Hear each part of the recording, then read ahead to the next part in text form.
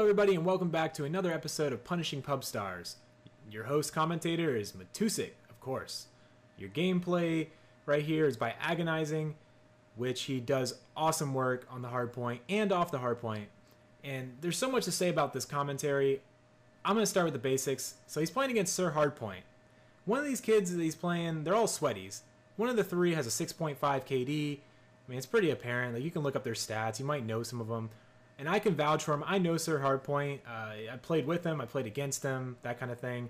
And there was one time he talked shit to me. And then he tried to kiss my ass later on in the game. It just didn't make a lot of sense. You know, like, it was just stupid. He said he carried me and all this shit. But then I never see him in Ghost. And he's just playing Black Ops 2. Can't take him seriously. And after this gameplay, you're not going to take him seriously either. Because it's basically a 2v3.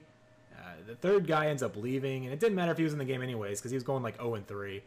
And then it's just one of the other guys that Agonize is running with. I think he's running with him. Pretty sure, yeah. So 2v3.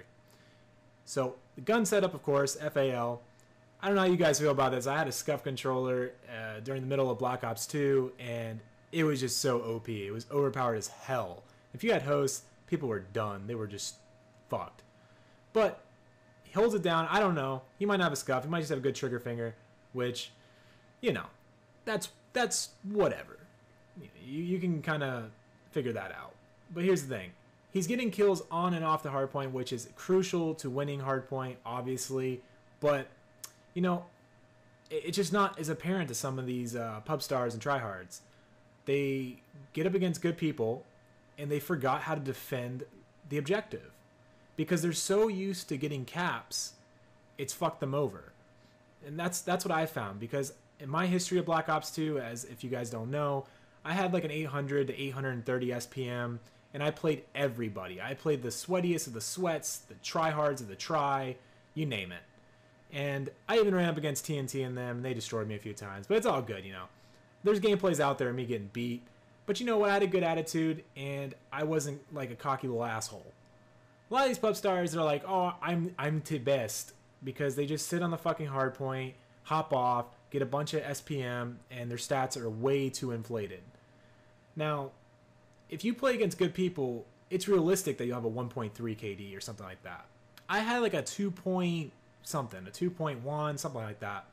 But that's pretty impressive to me. When I put Call of Duty Black Ops 2 down, I was happy with what I had, because I played against really good people, and I never dashboarded.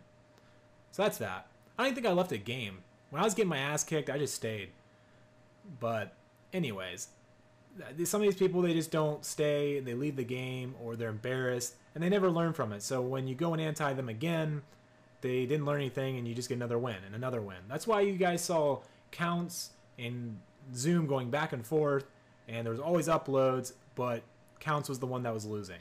Because when he loses, it's probably because he's off host. He doesn't know how to adjust, because he can't use his Scorpion, and he never learns from it, and he just leaves the game.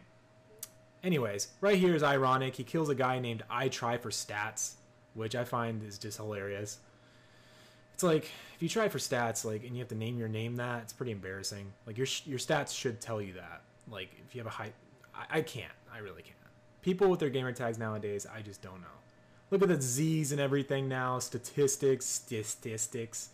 Please stop with the Z's and the different vowel changes. Like, no. If you can't get the gamer tag, don't try to fake it and make it your own. So, let me see what else I can talk about here.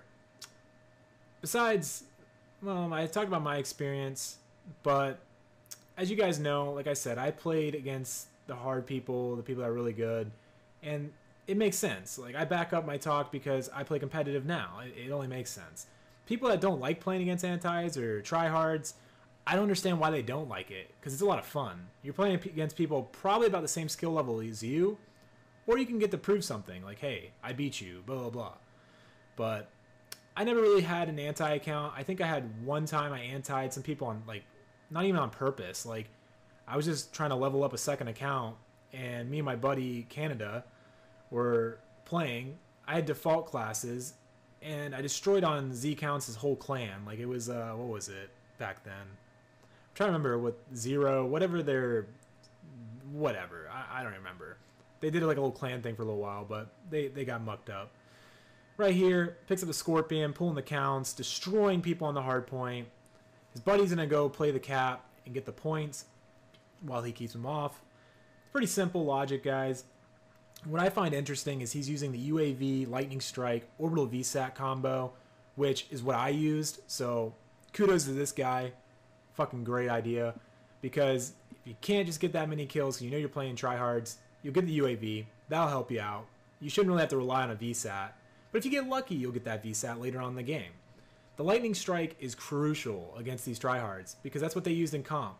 Like, if there's an open hardpoint like the one that he's running to, you throw a Lightning Strike on that, it gets them all off. And you can also ping ping it and see where the enemy's at, which is extremely helpful if you want to tell your anchor where to go. And that's just a little bit about my 2 cents.